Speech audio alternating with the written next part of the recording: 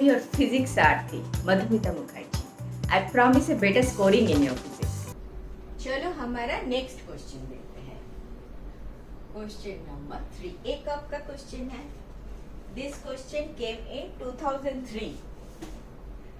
क्या बोल रहा है? बोल रहा है the centre of mass of A system of two particles divides the distance between them. One is in inverse ratio of square of masses of particles. B option is in direct ratio of square of masses. C in inverse ratio of masses of particle. And D is direct ratio of masses of particle. समझ में आया ना question? चलो देखते हैं इस question को कैसे सॉल्व करते हैं. The centre of mass of A system of two particles. Suppose this is a system of two particles. This side one particle, this side one particle. Centre of mass कैसा आएगा? दोनों side से आप आपका दो finger लेके आओ. इस पॉइंट पे ये स्टेडी स्टेट पे है, हिल नहीं रहा है, गिर नहीं रहा है. This point is the center of mass for this system. See, this is not the midpoint. Meaning by दोनों साइड में weight अलग अलग है. अगर सेम weight होता तो मिड पॉइंट में ये वाला सेंटर ऑफ मास मुझे मिलता.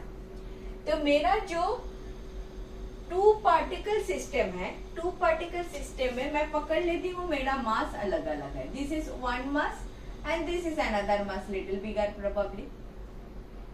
ये मेरा टू सिस्टम का जो मास है,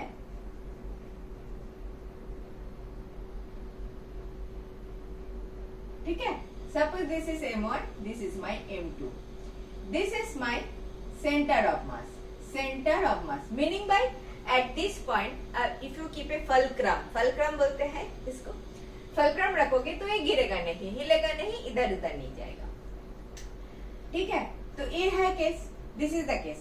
Suppose this is the distance R1, this is the distance R2. आपका M1 R1 इसके रिलेशन चाहिए था. Center of mass of a system of two particles divides the distance between them. Divides the distance between them in inverse of square of masses of particle. Square of masses, square. Only mass. Direct या inverse. यही पूछा है. ठीक है. हम क्या करेंगे? एक हिलता है क्यों, गिरता है क्यों? क्योंकि suppose this side weight is more. इसमें वेट कितना है बाय द वे? M1G होगा. दिस साइड वेट कितना होगा? M2G होगा. अभी ये हिलेगा. दिस साइड तो this is your fulcrum, this is a fixed point, बंधा हुआ है. नाउ ये क्या करेगा? इफ M1G इज मोर, ये इधर ऐसे आएगा.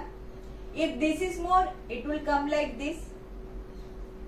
Circular motion बनेगा ultimately because this point is fixed. तो it will rotate ऐसे. This will rotate. तो अगर rotate करेगा तो टॉर्क के बारे में हमें सोचना है, not फोर्स के बारे में. टॉर्क के बारे में हम सोचेंगे. टॉर्क क्या होता है? Torque is a vector quantity. Tau से रिप्रेजेंटेड होता है. And this is R cross F, if you have not forgotten. R is a vector quantity, F is a vector quantity. आप दरवाजा खोलते हो, this side, this is the hinge. ये fixed है, fixed point है. आप इधर फोर्स लगाते हो, तो R cross F. First vector R, second vector F. आपका थंब जा रहा है ऊपर, तो हिंज के डायरेक्शन पे आपका टॉर्क का डायरेक्शन होता है. ठीक है. R cross F is your torque का direction. And R cross F, तो हमारा in this case if it is tau 1 and it is tau 2, tau 1 and tau 2 must be same because center of mass पे हम बोल रहा है कैसे divide कर रहा है. If it is center of mass R1 and R2, it is fixed steady state. Meaning by इधर जो टॉर्क आ रहा है and इधर जो टॉर्क आ रहा है दोनों सेम है. So tau 1 will be this is R1 cross F1. F1 बोले तो R1 cross M1G. अच्छा एक बात बताओ, ये जो फोर्स है एंड ये जो रेडियस, ये जो आर है, इन दोनों में एंगल कितना है? 90 डिग्री डेफिनेटली.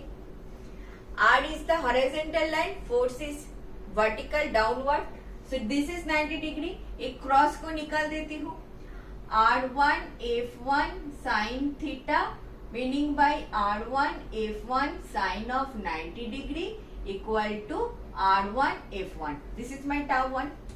tau 2 ले लो and R1 F1 क्या होता है? mg m1g. जल्दी तो नहीं जा रही हूँ, समझ में आ रहा है ना? tau 2 ले लो. tau 2 क्या होगा? R2 F2 equal to R2 m2g. मैं पकड़ लेती हूँ m1 and m2 not same, m1 and m2. Now first steady state, tau 1 equal to tau 2 definitely.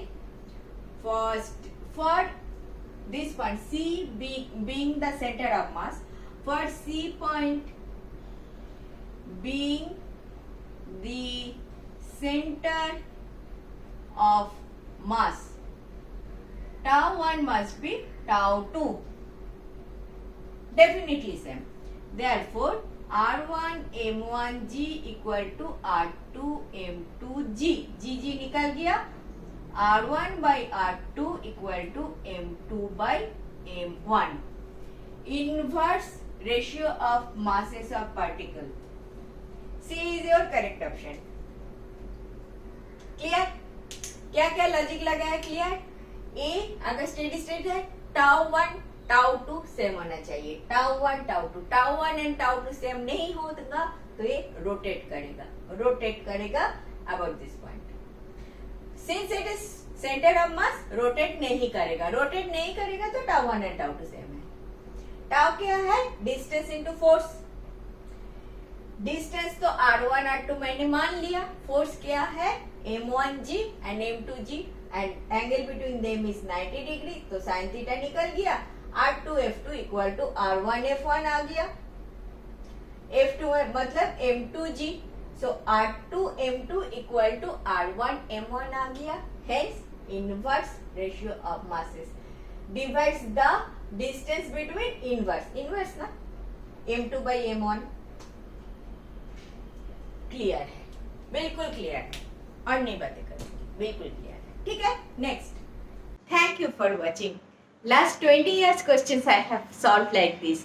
If you are benefited, do watch.